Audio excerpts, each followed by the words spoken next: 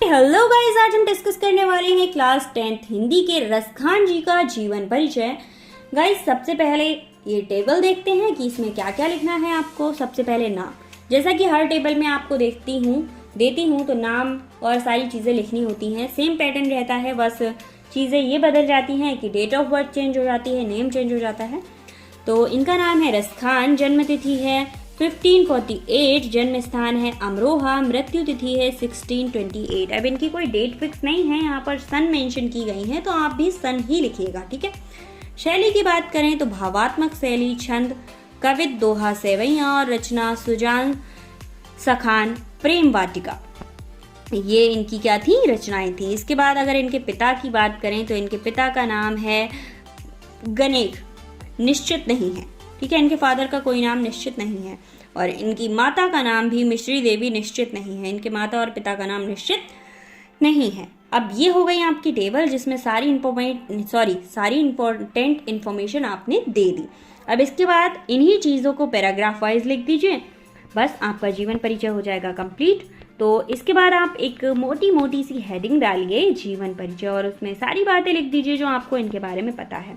रसखान का असली नाम सैयद इब्राहिम था, परंतु काव्य जगत में वे रसखान के नाम से प्रसिद्ध थे। रसखान मुसलमान पाठक थे और दिल्ली के पठान बादशाहों के वंशज थे। इनका जन्म सन 1548 में लगभग दिल्ली में हुआ था। इनका पालन पोषण राजकीय परंपरा के अनुसार हुआ था। मुगल पाटन संघर्ष के कारण वे दिल्ली छोड़कर चले आए थे।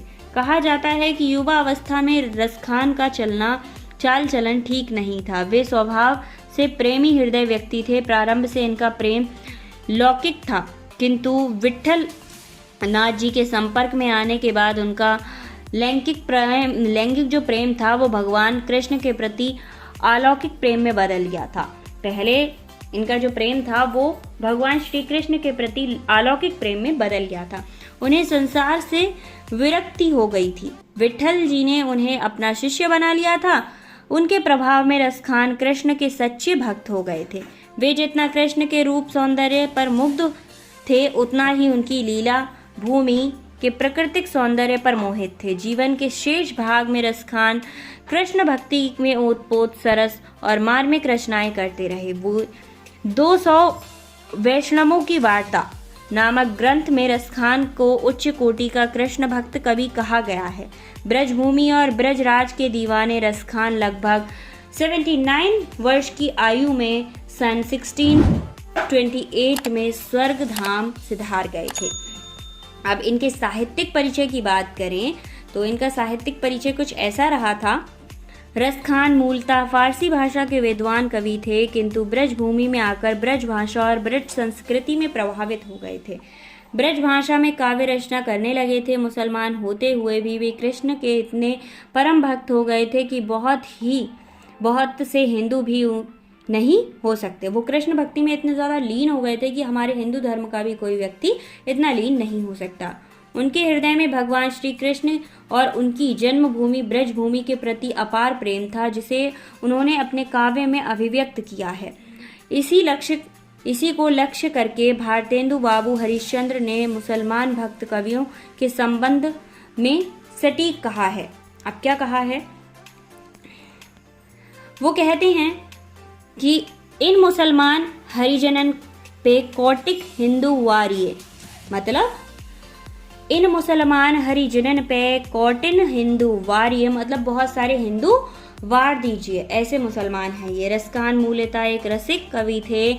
उनकी सांसारिक रसिकता कृष्ण भक्ति में परिणित हो गई थी। वे एक श्रेष्ठ कवि बन चुके थे, इसीलिए भक्ति और रस की दृष्टि से रसखान का काव्य वास्तव में रस की खान है।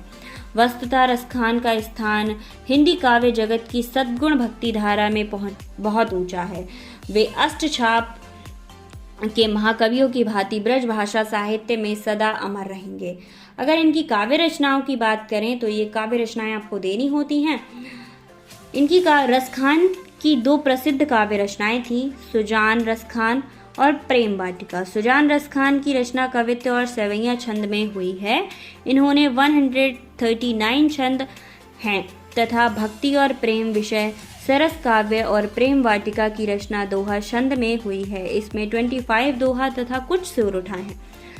अगर आपको रसखान जी का एक भी दोहा याद है तो यार कमेंट करके जरूर बताना।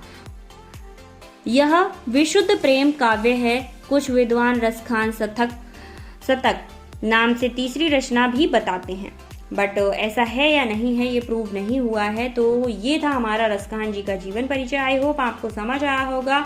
मिलते हैं एक और जीवन परिचय के साथ नेक्स्ट वीडियो में। Thank you so much. अगर आपके फ्रेंड्स या कजन्स को इसकी ज़रूरत है तो शेयर ज़रूर करना।